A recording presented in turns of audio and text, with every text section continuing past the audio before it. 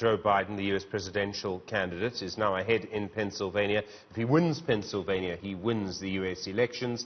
It does seem that it is getting closer and closer to a Biden victory. Of course, the US President, Donald Trump, is alleging fraud. Matthew Parks is the parliamentary coordinator for Cosatu, the Congress of South African Trade Unions. Matthew, good afternoon to you. You'll have been watching the situation in the US. I'm not really guessing here. Cosatu, I would prefer Biden to win. Look, it's not often that we would comment on other countries' elections, but having said that, Stephen, elections do matter, and in particular in the US. America is one of our largest trading partners.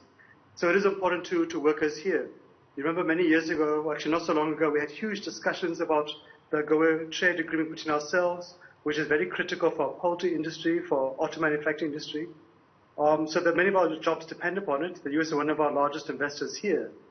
Of course, the US did quite well in giving us assistance in our fight against HIV and AIDS. But more recently, there was kind of some worrying news from the Trump administration about putting tariffs and sanctions upon our steel exports. So it matters. But I think, as Stephen, as Cosatu, we've got a very close relationship with Cuba. We support the Palestinian struggle. So we'd hope the new administration would give much more support to easing relations between the US and Cuba. Cuba, has provided a lot of support to us over many years, but even recently by offering us doctors to help during COVID-19. I think the Palestinian struggle is one of the world's painful moments that hasn't been resolved. So we're hopeful a new administration would help to boost trade in South Africa in a favorable way to us, but also help resolve some of those issues.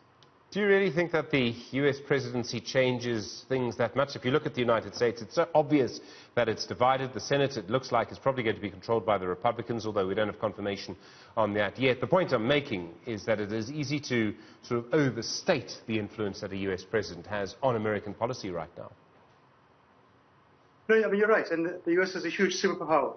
And any country's interest will always be centered upon their own national economic interest. The same with ourselves. But I think we might find a more reasonable partner in a new administration. But look, at the end of the day, you're right. A country's national interests remain as they are.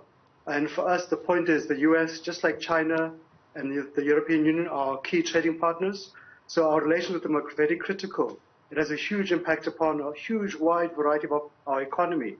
And so we have to listen to what happens there, because our jobs and many sectors of our economy depend directly on it. Our motor manufacturing industry is dependent upon it. We export a huge amount of cars to the US.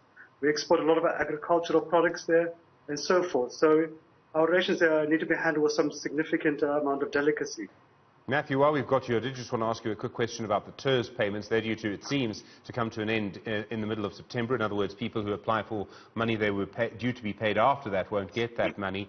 It seems that despite your frustration, despite the frustration of business, you agree with business on this, government's not budging. We don't know what's going to happen, but it doesn't look as if government is going to allow those payments to continue. Well, look, we were very angry about it. We felt government moved in a very rash and irresponsible way. It undermined the negotiations on that very issue that were taking place in NEDLAC with business and labor to find a way to address the remaining few months of this year, to see how we can help those millions of workers and companies to survive, and also to look at a more sustainable package from January onwards. But we've had some engagements going this week. The engagements are still ongoing with government and business and labor. We are hopeful that we will find a win-win solution. But for us, the bottom line is, this is workers' money. It is meant for when workers are unemployed. We're now in our worst economic crisis. There is funds available. We must inject as much cash in a sustainable way as possible in the economy to save those jobs in those companies. So for us, it is critical. The President made a public commitment in September. It must be honored. And we're convinced, we're hopeful, and we'll fight for it to find a resolution to it. But we cannot afford to turn off the taps now when workers are collapsing, when companies are collapsing, and when there is money available to help them. Matthew Parks, do appreciate it. Thank you very much indeed. Parliamentary coordinator for the Congress of South African Trade Unions.